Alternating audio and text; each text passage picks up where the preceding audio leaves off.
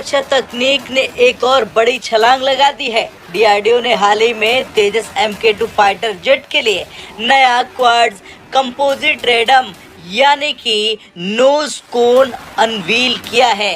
ये भारत की बड़ी उपलब्धि है क्योंकि अब भारत को यूनाइटेड किंगडम से इस तकनीक को इंपोर्ट नहीं करना पड़ेगा। तो क्या खासियत है इस नए रेडम की, ये क्यों जरूरी था और ये कैसे भारत के डिफेंस प्रोग्राम को और मजबूत बनाएगा, और रेडम यानी नोज कोन क्या होता है, चलिए जानते हैं इस वीडियो में।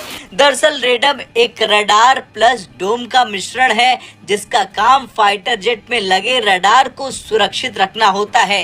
ये रडार के सिग्नल को बाधित किए बिना उसे खराब मौसम और हवा के दबाव से बचाने का काम करता है। अगर आपने कभी किसी एयरपोर्ट या मिलिट्री बेस पर बड़े बड़े डोम देखे होंगे जिनके अंदर रडार सिस्टम होते हैं, तो वही टेक्नोलॉजी फाइटर जेट्स के लिए भी इस्तेमाल होती है। लेकिन फाइटर जेट्स के रेडम को कुछ खास विशेषताओं वाला बनाना पड़ता है, जैसे कि रेडियो ट्रांसपेरेंट, ताकि रडार सिग्नल्स बिना किसी बाधा के पास हो सके।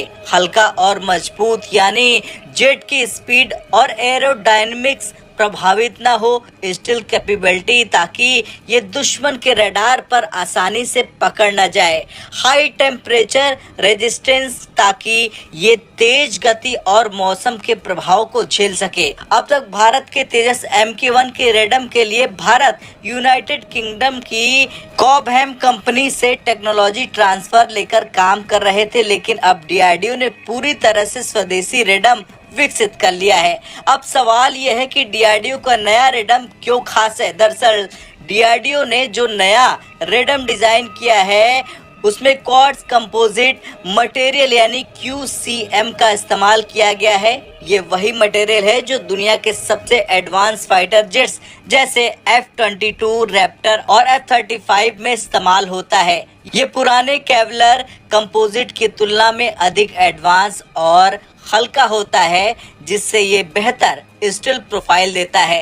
रडार के सिग्नल को बिना बाधा के पास होने देता है, तेज गति और उस तापमान को सहन कर सकता है।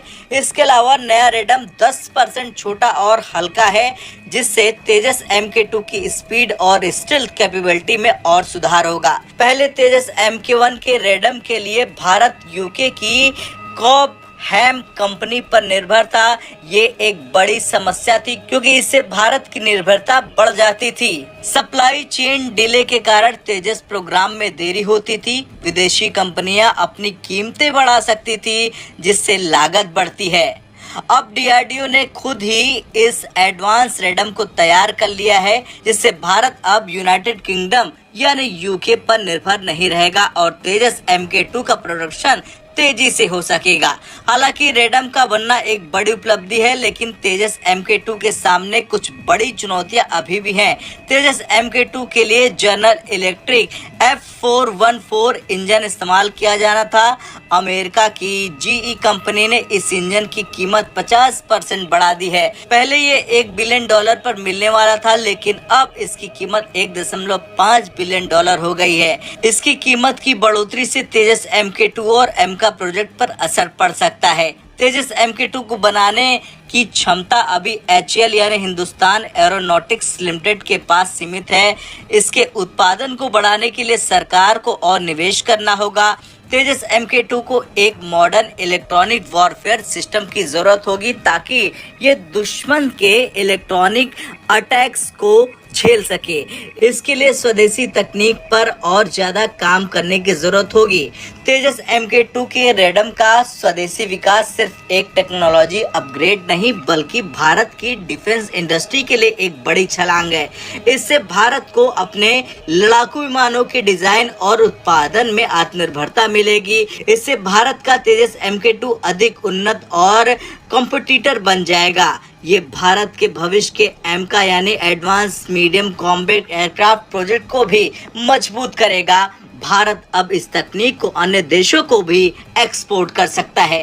खैर कुछ भी हो, डीआरडीओ का ये नया रेडम केवल एक छोटा सा पार्ट नहीं बल्कि भारत की बढ़ती सैन्य ताकत का भी प्रतीक है। अब तेजस MK2 में वो तकनीक इस्तेमाल होगी जो दुनिया के सबसे बेहतरीन फाइटर जेट्स में होती है। इससे भारत की डिफेंस इंडस्ट्री मजबूत होगी, आत्मनिर्भरता बढ़ेगी और भारत विदेशी कंपनियों की पकड़ से बाहर निकल जाएगा। अब आपका क्या कुछ कहना है जिस तरह से DRDO ने अब बना लिया है तेजस MK2 का कंपोजिट नोज कोन?